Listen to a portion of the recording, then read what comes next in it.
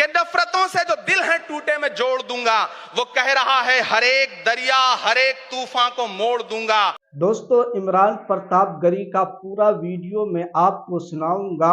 वक्फ संशोधन बिल को लेकर इमरान प्रतापगढ़ी क्या खूबसूरत बयान किया है।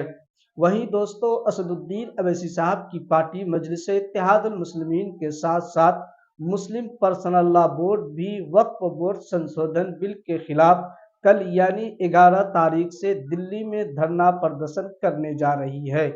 दोस्तों, वक्फ बोर्ड संशोधन बिल कानून बन चुका है। बीजेपी सरकार वक्फ संशोधन कानून पूरे देश में लागू भी कर दिया है। इसको लेकर पूरे देश में मुस्लिम समाज के लोग धरना प्रदर्शन करते हुए नजर आ रहे हैं।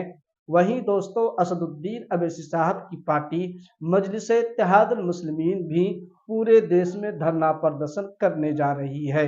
नफरत को अपना परमानेंट हथियार बना लिया हो, ऐसे समय में कांग्रेस पार्टी देश के हर कोने में जा करके मोहब्बत की बात कर रही है, प्यार की बात कर रही है। और इस जो कार्यक्रम का नाम है वो न्याय पथ है। न्याय पथ यानी कि इंसाफ का रास्ता। और उस इंसाफ के रास्ते पर अपने अतीत की विरासत को संभाल करके संजो करके लेके चलता हुआ एक ऐसा न्याय का योद्धा जिसका नाम राहुल गांधी है, जो हम सब के लिए प्रेरणा का स्रोत है। मैं गुजरात में खड़ा हूं, जो महात्मा गांधी का गुजरात है, जो सरदार वल्लभ भाई पटेल का गुजरात है। तो मैं इस गुजरात में खड़ा होकर के अपने अतीत और अपने वर्तमान को मिलाता हूं तो मैं ये महसूस करता हूं और फख्र से सोचता हूं कि मैं वो हूं, मैं कांग्रेस का अदना सा एक वो सिपाही हूं जिसकी जड़ें जाकर के महात्मा गांधी से मिलती हैं और जिसके कदम जाकर के राहुल गांधी से मिलते हैं। मैं सौभाग्यशाली हूं कि मैं कांग्रेस पार्टी का एक अदना सा सिपाही हूं। साथियों, मैं कोई लंबा चौड़ा भाषण करने के लिए नहीं खड़ा हूं, बस आपसे यह कहना चाहता हूं, ये जो न्याय का पथ है, हम सब इस न्याय के पथ पर चलने के लिए संकल्पित हैं। हमारा समर्पण इस न्याय के पथ के लिए है, हमारा संघर्ष इस न्याय के पथ के लिए है। मेरे भाई शशि थरूर जी बोल रहे थे, सचिन पायलट जी ने बोला, हमारी बहन गेनी बहन ने बोला, उसके बाद इमरान बोल रहा है। इन चार नामों में ही आप ये पाएंगे कि उत्तर से लेकर के दक्षिण से लेकर के गुजरात से लेकर उत्तर प्रदेश तक कांग्रेस यही तो है। कांग्रेस यही तो है, देश को समेटने और एकजुट करने का नाम कांग्रेस है। मुझे याद है कि जब कन्याकुमारी के साहिल पर खड़े होकर के, समंदर के साहिल पर खड़े होकर के हमारे नेता राहुल गांधी जी ने कहा था कि मैं 4000 किलोमीटर चलूंगा, एक नारा लगाऊंगा, नफरत छोड़ो भारत जोड़ो। हम सारे लोग उनके कंधे से कंधा मिला करके, उनके कदम से कदम मिला करके 4000 किलोमीटर चलते रहे। मैंने देखे हैं राहुल गांधी जी के पांव के छाले, मैंने देखा है उनका बहता हुआ पसीना। लेकिन हम आपसे पूछना चाहते हैं और इस स्टेज पर मौजूद कांग्रेस पार्टी के अपने तमाम वरिष्ठ नेताओं से भी ये निवेदन करना चाहते हैं कि जिस पथ पर, जिस इंसाफ के रास्ते पर राहुल गांधी इस मुश्किल वक्त में निकले हैं, हम उस लड़ाई में किस तरह से, कितने जोश के साथ राहुल गांधी जी के साथ खड़े हैं, यही तय करेगा। राहुल जी ने कहा है कि अगला निशाना, अगली जीत, अगला राज्य जहां कांग्रेस पार्टी जीतेगी वो गुजरात होगा। तो याद रखिए कि हार तब होती है जब ठान लिया जाता है,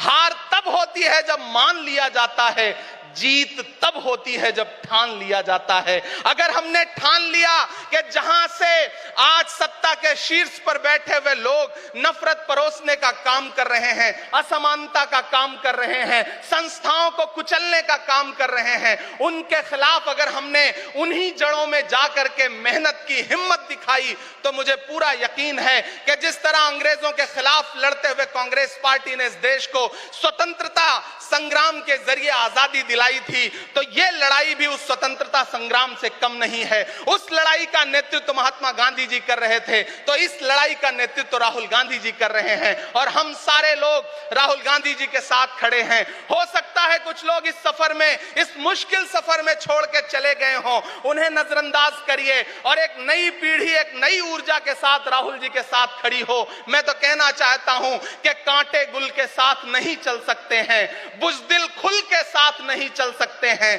रास्ते में जो छोड़ गया उसे जाने दो, सब राहुल के साथ नहीं चल सकते हैं। आप सारे लोग, हम सारे लोग और इस देश के लाखों लाख करोड़ों करोड़ लोग राहुल गांधी जी के साथ खड़े हैं। और यहां खड़ा होकर के इस देश के पिछड़ों को, आदिवासियों को, दलितों को, अल्पसंख्यकों को मैं सबको भरोसा दिलाते हुए इतना कहना चाहता हूं कि मेरे भाई, कांग्रेस ही है जो आपकी असली लड़ाई लड़ रही है। मुझे वो दिन याद है कि ये सरकार जब एक बिल लेकर के आई तो रात के 3 बजे भी आदरणीय सोनिया गांधी जी राज्यसभा में मौजूद थी इस देश के लिए, इस संविधान के लिए लड़ाई लड़ने के लिए। और राहुल गांधी जी भी लोकसभा में मौजूद थे उससे एक दिन पहले।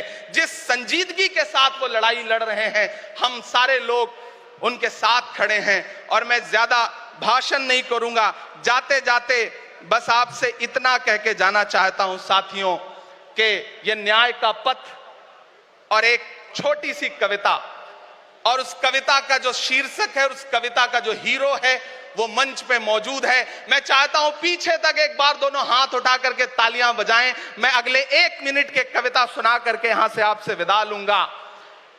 कन्याकुमारी से जो सफर शुरू हुआ था वो अहमदाबाद तक लगातार जारी है और आगे भी जारी रहेगा।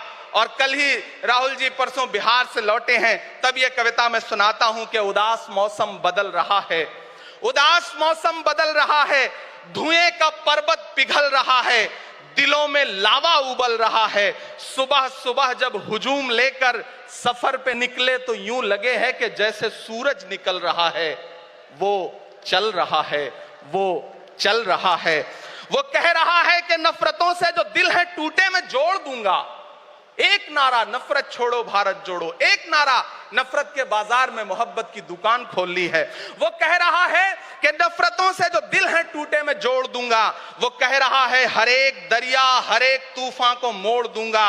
सुनो सितमगर न समझो डर कर मैं अपने लोगों को छोड़ दूंगा। सितम की गर्दन मरोड़ दूंगा। सितमगरों की हर एक ख्वाहिश हर एक साजिश कुचल रहा है। वो चल रहा है, वो चल रहा है। अंतिम पंक्तियां पढ़ता हूं कि जमाने भर की तमाम माओं ने हाथ उठाकर दुआएं दी हैं। जमाने भर की तमाम माओं ने हाथ उठाकर दुआएं दी हैं। तमाम बच्चों ने इस तपस्वी का माथा चूमा, बलाएं ली हैं। जो नफरतों का जहर भरा है ये बन के शंकर निगल रहा है। वो चल रहा है, वो चल रहा है। मोहब्बतों की किताब लेकर, लबों पे अपने गुलाब लेकर। तो दोस्तों आपने सुना इमरान प्रतापगढ़ी का पूरा बयान। वक्फ बोर्ड को लेकर इन्होंने क्या कुछ कहा है।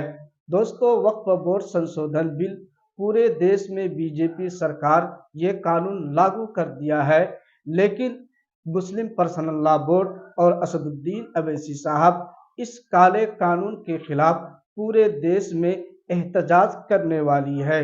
दोस्तों, वक्फ बोर्ड संशोधन बिल को लेकर आप लोग अपना राय क्या रखना चाहते हैं, हमें कमेंट के जरिए से जरूर बतलाइए।